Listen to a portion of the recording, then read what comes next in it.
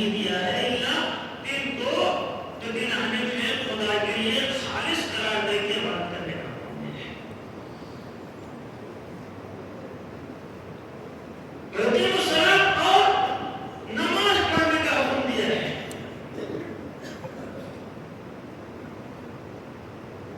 اور زکات دینے کا حکم دیا ہے. اور ان تینوں کا مجموعہ ہے وَذَلِكَ دِينُ الْقَيِّمَةِ.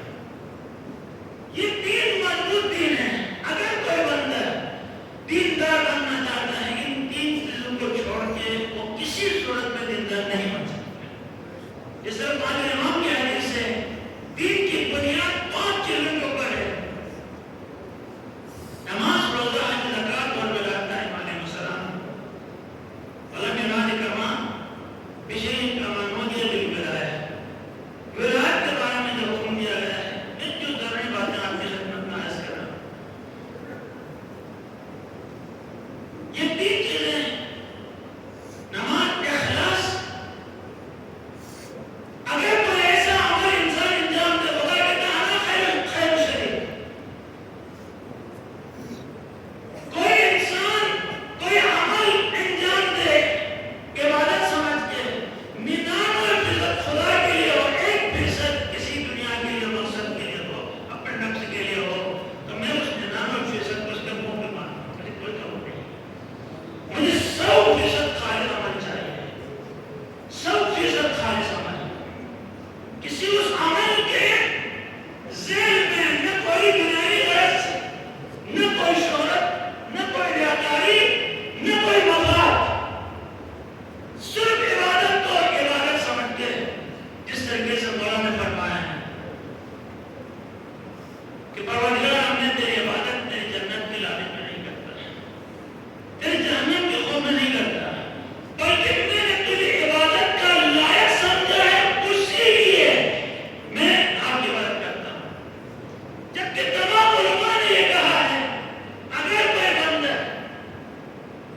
ان تینوں میں سے کسی مقصد کے لیے بھی خدا کی عبادت کرے تو وہ عبادت قبول ہے. خوف ہے جہنم میں خدا کی عبادت کرے تب بھی قبول ہے. جنت کی لالچ میں کوئی خدا کی عبادت کرے تب بھی قبول ہے. خدا کو کی عبادت کا حال سمجھ کے تب بھی عبادت کرے وہ بھی قبول ہے. درگاہ خدا یہ تینوں کے تین اخلاصی نمونے ہیں. لیکن مولا کے اس کے باوجود کہ مجھے جنت کی لالچ بھی نہیں، مجھے جنت جہنم کا خوف بھی نہیں ہے، اگر یہ دونوں نہ ہوتے تو میں تب بھی تیری بات کرتا. اس طرح امام خمینی نے فرمایا میں اپنے انبیاء کو گواہ بنا کے کہتا ہوں کہ 2 رکعت میں نے خدا کی نماز نہیں پڑھی پوری زندگی میں. 2 رکعت نماز میں نے خدا کی نہیں پڑھی. کیوں؟ کہتا وہاں پہ جو ہے جنت اور جہنم کا تذکرہ نہ ہوتا تو کون نماز پڑھتا؟ وہ جنت اور جہنم کی وجہ سے تو نماز پڑھتے ہیں. تو یہ نماز خدا کے لیے ہوا نہیں. خدا کو اسی طرح جس میں مولا کائنات کہتے تھے اب وہ ہمارا مولا ہے. تو خراسان ایسے نہیں بن سکتے، لیکن مولا نے کہا ہے آپ مجھ جیسے نہیں بن سکتے. میرے جو ہے لائن پہ چلو، مجھ جیسا بننے کی کوشش کرو. مجھ جیسے نہیں بن سکتے لیکن مجھ جیسے بننے کی کوشش کرو.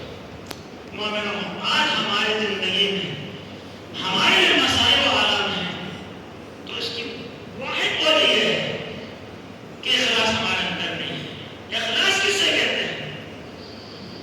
میں استاد تھا، درس اخلاق دیتا تھا مجھے اور دیگر طلبہ کو.